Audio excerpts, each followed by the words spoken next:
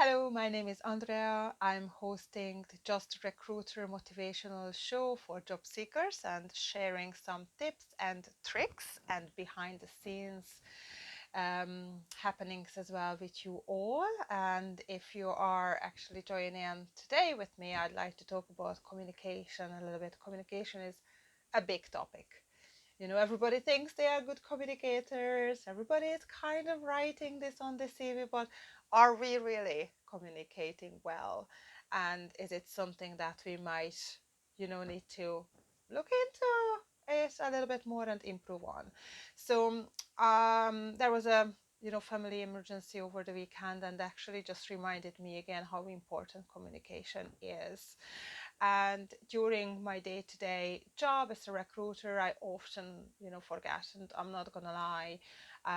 We have all priorities, and sometimes system that you're using or we are using um, is not, user friendly or enabling us to communicate effectively and quickly.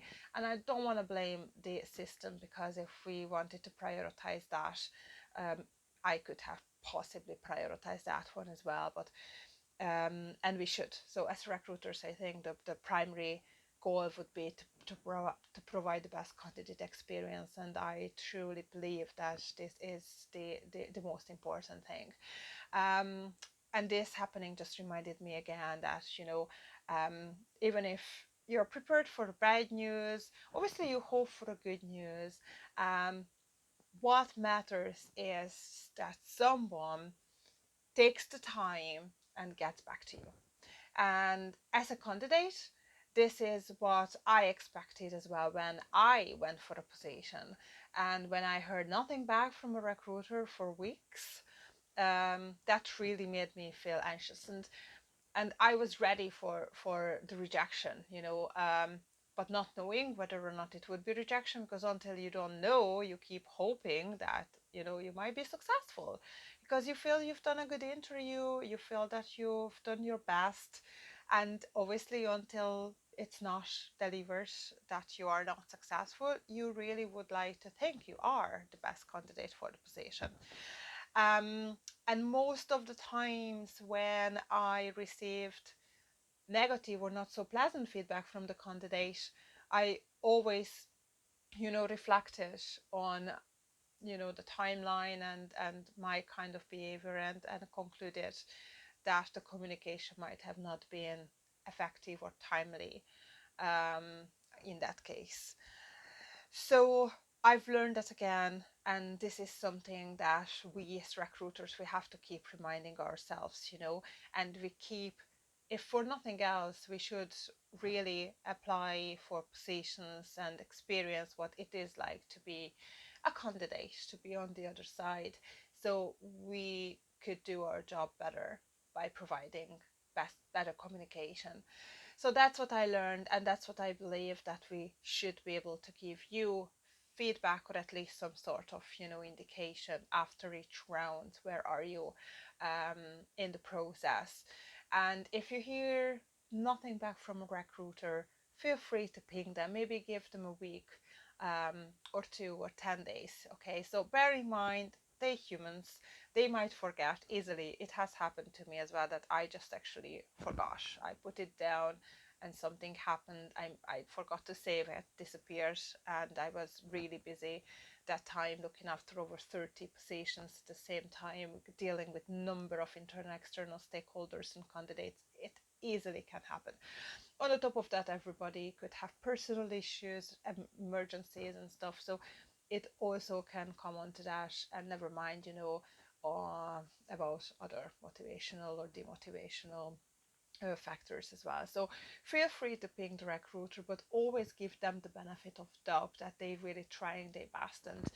And if not, that's fine. It's not a reflection about yourself, it's a reflection of the other person, about the recruiter or the hiring manager.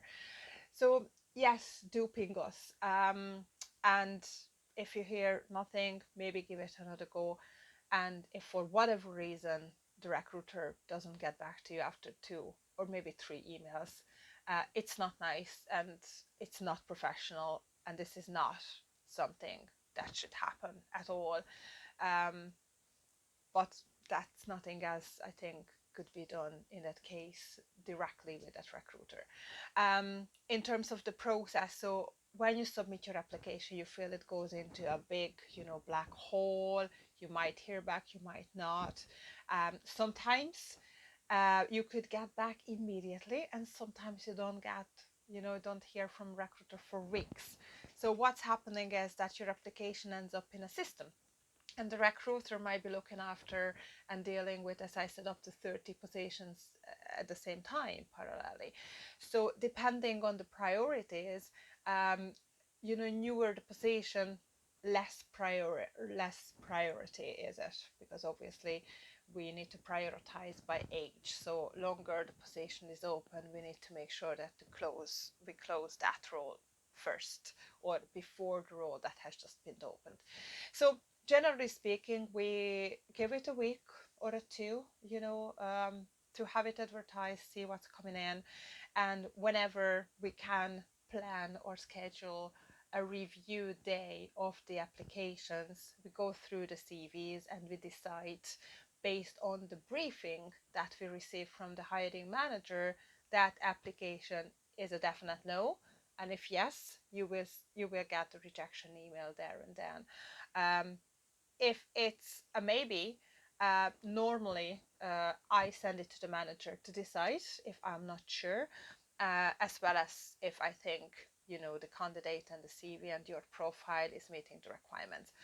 And then it might take another day, two, or even a week until the manager comes back to me confirming which of the candidates she or he wants me to contact, call, and make the first screening call with, and decide if the candidate qualifies or doesn't qualify for the position. And that's the call when we establish your motivation, your interest, your basic knowledge about the company, your salary expectations, your notice period.